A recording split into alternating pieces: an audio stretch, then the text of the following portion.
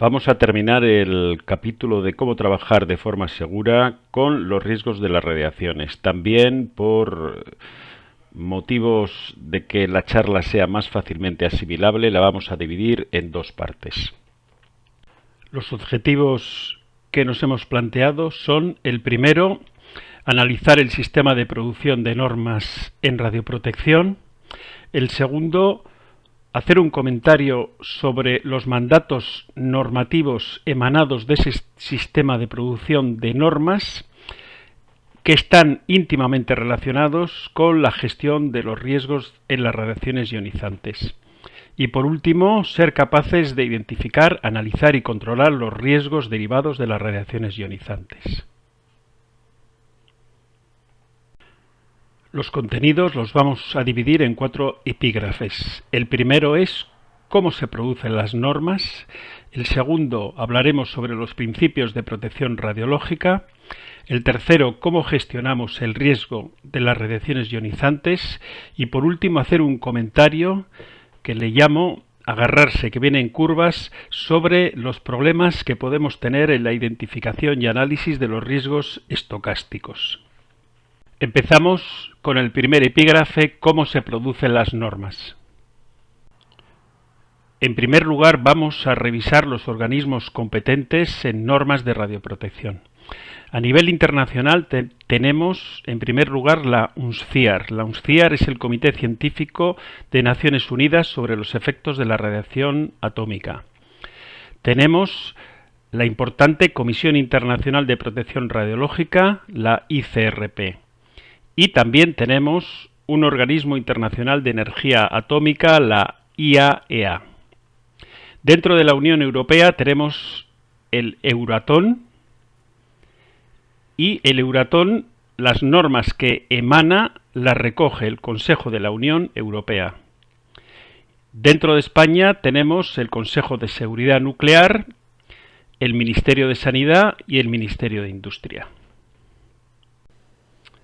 Con respecto a la fase de identificación de riesgos, tenemos dos organismos principales que se encargan de identificarlos y estudiarlos a través de pertinentes estudios epidemiológicos. El primero es la ya antes mencionada UNSCIAR, y después tenemos el BEIRS, que es el Comité para los Estudios de los Efectos Biológicos de la Radiación Ionizante. Es un comité, es una agencia de Estados Unidos.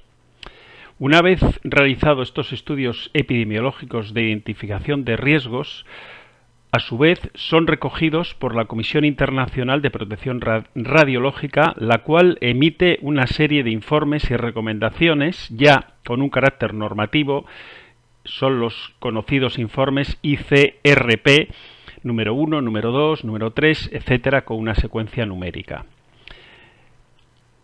La Agencia Internacional de Energía Atómica, IAEA, a través de estos informes de ICRP, emite una serie de normas internacionales, las cuales son recogidas dentro de la Unión Europea por el Euratom, el cual, a través del Consejo de Europa, emite una serie de directivas europeas con un carácter ya de obligado cumplimiento dentro de la Unión Europea.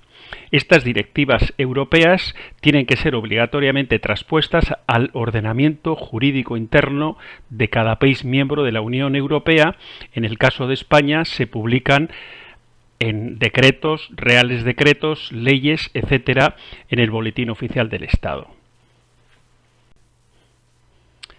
El esquema de esta diapositiva en la derecha ilustra la pirámide normativa de toda la legislación de radiaciones ionizantes relacionadas con la radioprotección en el Estado español. Vemos que el acto radiológico, sin duda, podemos decir que es el acto médico más fuerte y exhaustivamente regulado. De hecho, tenemos más de 40 normas. En el pico de la pirámide están las directivas europeas, una última directiva europea de 2013/59. Más abajo tendríamos las leyes, más abajo tendríamos los reglamentos, que son decretos y reales decretos. Más abajo de la pirámide tendríamos las resoluciones, instrucciones técnicas y circulares del Consejo de Seguridad Nuclear, y por último tendríamos las normas UNE de calidad. Una vez que hemos analizado cómo se producen las normas, vamos a ver los principios de protección radiológica. Con respecto a la radioprotección, en primer lugar nos tendremos que hacer tres grandes preguntas. La primera pregunta afecta a la eficacia de lo que estamos haciendo. ¿El estudio radiológico es eficaz para el paciente? La segunda afectaría a la modalidad con la que estamos trabajando.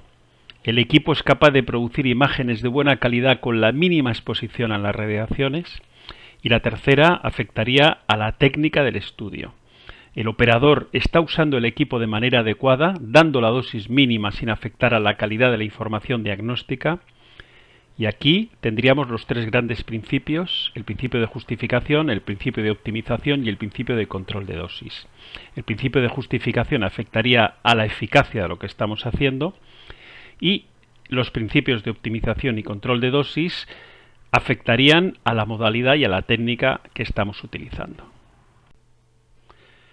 Si analizamos los tres grandes principios de radioprotección, el de justificación, el de optimización y el de control de dosis, vemos que tradicionalmente han tenido un enfoque desde el punto de vista del profesional. Afectaban al radiólogo y al radiofísico. El principio de justificación introducía el concepto capital, análisis riesgo-beneficio.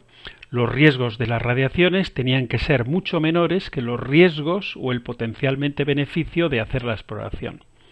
El principio de optimización introducía el concepto capital, alara que teníamos que dar la radiación más baja razonablemente posible, eso sí, respetando los criterios de calidad diagnóstica de imagen. Y el principio de control de dosis nos obligaba a registrar y a medir las dosis, ya que lo que no se mide no podemos conocerlo, lo que no conocemos no podemos gestionarlo y lo que no se gestiona nunca se puede mejorar. Así, ya desde 1999 el Real Decreto de Calidad nos obligaba a tener una serie de valores de referencia en una serie de exploraciones radiológicas. Recientemente se ha introducido otro concepto que es el de niveles de referencia para el diagnóstico, en los cuales tenemos una serie de criterios que debemos compararnos con normas internacionales, por ejemplo los criterios de referencia de la Unión Europea. En el año 2013 la Directiva Europea, que está traspuesta en el 2019 en el Real Decreto de Justificación y Optimización, introducía otros dos principios o criterios, que es el principio de autonomía y el principio de transparencia, obligándonos en algunos supuestos a informar al paciente y a obtener su consentimiento informado. El acto radiológico se basa en tres grandes pilares. El primero, la indicación médica; el segundo, lo que tenemos que hacer es someternos a la lex artis; y el tercero, el consentimiento eficaz. La indicación médica, cuando hablamos de radioprotección, tenemos un plus, que es el principio de justificación. La lex artis, por supuesto, tiene que estar sometida al principio de optimización y al principio de control de dosis. Y el consentimiento eficaz debe asegurar el derecho a la información y el derecho al consentimiento. Y todo esto tiene un marco normativo que es el siguiente. Los principios de justificación, optimización y control de dosis están recogidos en el reciente Real Decreto de 2019 de Justificación y Optimización. Acordaos, ese Real Decreto, que es la transposición interna de la Directiva Europea de Seguridad de 2013, y el Real Decreto de 1999, que es el Real Decreto de Calidad de Imagen. Con respecto al consentimiento eficaz, tenemos una normativa general que es la Ley de Autonomía del Paciente, y también está recogida en el Real Decreto de Calidad de 1999. La justificación es una responsabilidad compartida entre el clínico en primera instancia y el radiólogo en la fase de revisión. Pero, insisto, de los tres pilares básicos de protección radiológica, justificación, optimización y control de dosis, el primero, el de justificación, es el más importante, ya que no hay radiación más perjudicial ni que genere más riesgos que la que no sirve para nada. El primer gran error en radiología, por tanto, es realizar una exploración que no esté justificada. Esto es tan importante que la legislación vigente en materia de radioprotección insiste en que quedan prohibidas las exposiciones que no pueden justificarse. El tercer epígrafe que vamos a comentar es cómo se gestiona el riesgo radiológico.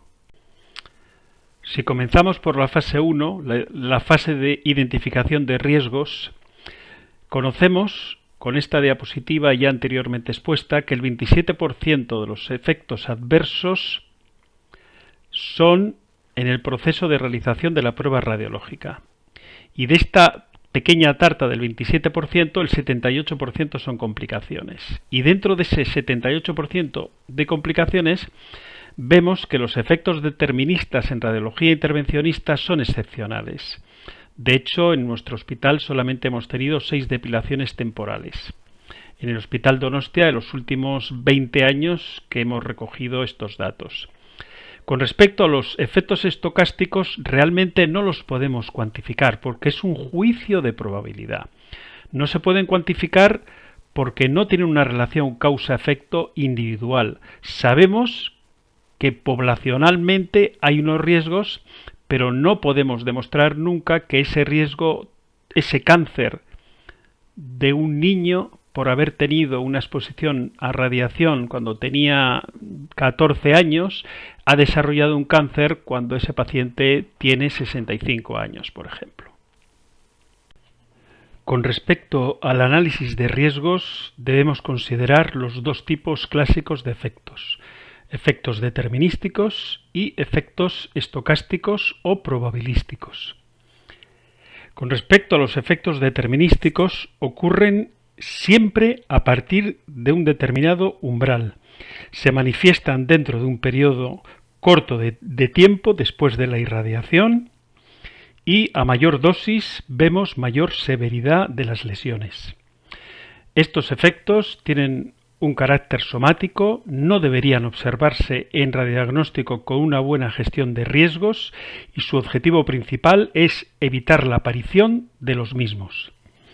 Con respecto a los efectos estocásticos o probabilísticos, no requieren una dosis umbral, ya que teóricamente una sola célula transformada es suficiente y puede tener efectos tardíos tales como cáncer, leucemia o de carácter hereditario.